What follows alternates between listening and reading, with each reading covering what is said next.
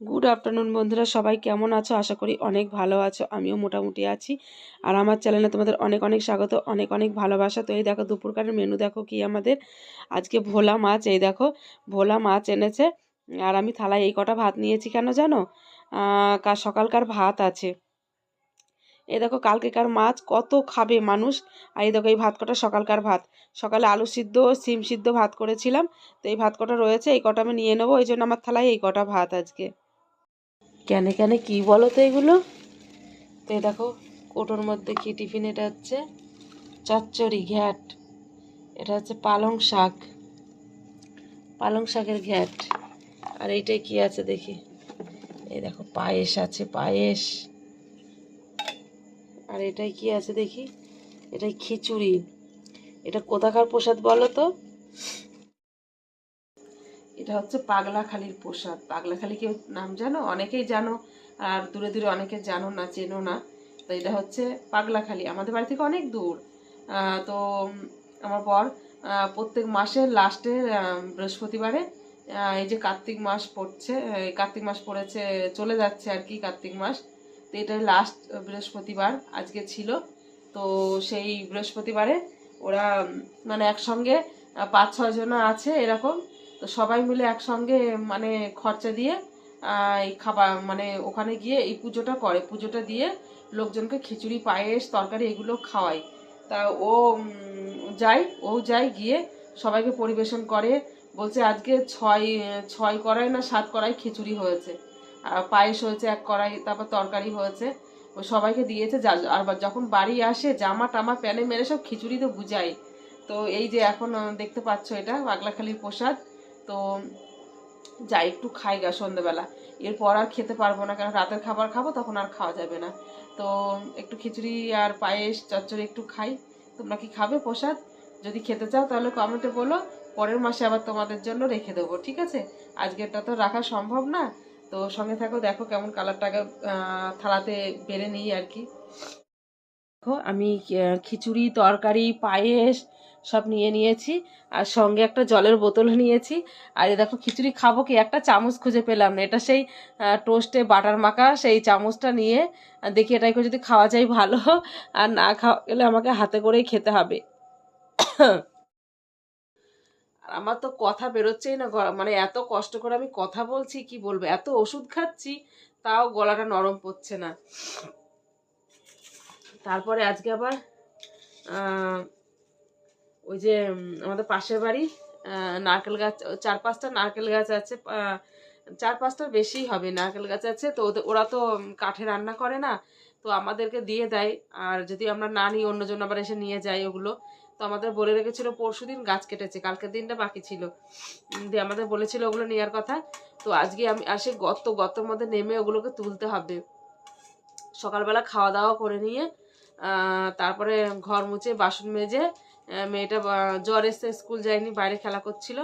আর আমি তো ওই গর্তের মধ্যে নেমে সমস্ত কাঠ একদিকেরগুলো সব গুছিয়েছি, গুছিয়ে আর একদিকে পড়ে রয়েছে, ওগুলো কালকে করব। কালকে তো স্কুল ছুটি, কালকে স্কুল যাওয়া নেই, ওগুলো কালকে করব ভেবে রেখেছি। ভয়ও লাগে, পোকামাকড়ের কি ঝোরের মধ্যে গিয়ে ওগুলো মানে নিয়ে এনেছি।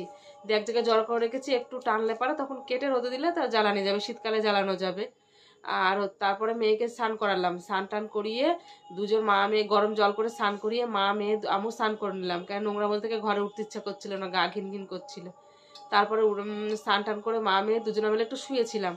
শুই থেকে উঠে খাওয়া দাওয়া করলাম, খাওয়া দাওয়া করে নিয়ে একটু ছাদে গেলাম। ছাদে গিয়েও বাবা দুটো শর্ট ভিডিও করলাম কি না করলাম, অন্ধকার হয়ে গেল। আবার নিচে নেমে আসলাম, নিচে নেমে এসে ছাগল মাগল তুলে নিয়ে চা করলাম। চাটা খেয়ে মেয়েকে একটু বললাম পর।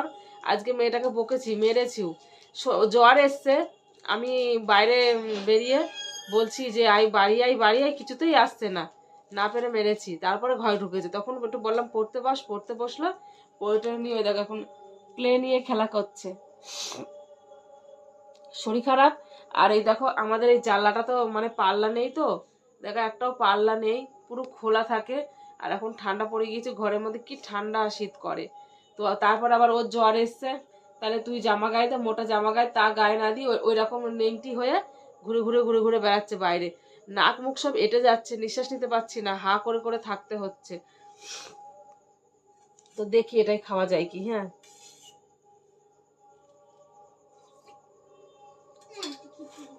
আসো, চলে আসো। খাওয়া যাচ্ছে কিন্তু সারা রাত লেগে যাবে, এতে করে খেতে গেলে সারা রাত লেগে যাবে। খিচুড়িটা একটু পাতলা পাতলা হয়েছে কিন্তু টেস্টি হয়েছে। আর করো, দাঁড়া আমি দিচ্ছি। আর করো, নিচু হও, নিচু হও, নিচু হও। তাই দেখো এখন খেতে বসলো। নেম আগিয়ে না, না গায়ে পড়বে।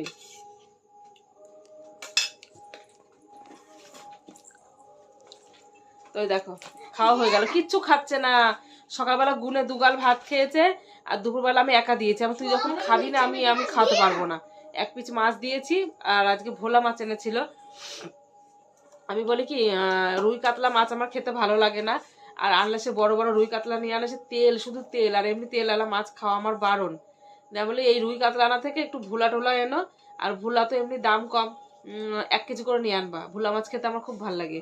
তো আজকে 800 মাছ এনেছিল, তো 3 পিস খেয়েছি দুপুরবেলা, আর আছে সকালবেলা সবাই মিলে খাবো। এই সকালবেলা ভুচি, রাতের বেলা আমি বাসি মাছ খাই না। কালকেকার রুই মাছ ছিল 3-4 পিস, আমি খাইনি, কারণ আগের দিনে সেই পমপ্লেট মাছ এনেছিল, সেই মাছ 2 পিস ছিল। সেই 2 পিস আমি খেয়েছিলাম। আমি দামি মাছ ফেলে দেবো, আর নষ্ট হয়নি, ঠান্ডা ঠান্ডা পড়ে গিয়েছে। খেয়ে নিয়ে আমার রাতের বেলা ঘুম কামাই হয়ে গেছিল, 14 বার আমার পটি করতে যেতে হয়েছে, আর পেটের মধ্যে কি মোড়া দিয়ে দিয়ে উঠছিল। সেই থেকে আমি নাকে কেন খড় দিই, যত ভালো জিনিসই হোক না কেন আমি আর বাসি জিনিস খাবো না, বাসি আমার একদম সহ্য হয় না। দিয়ে এবার কালকের মাছ ছিল, সেগুলো সব ওই যে ফেলে দিতে হবে আর কি।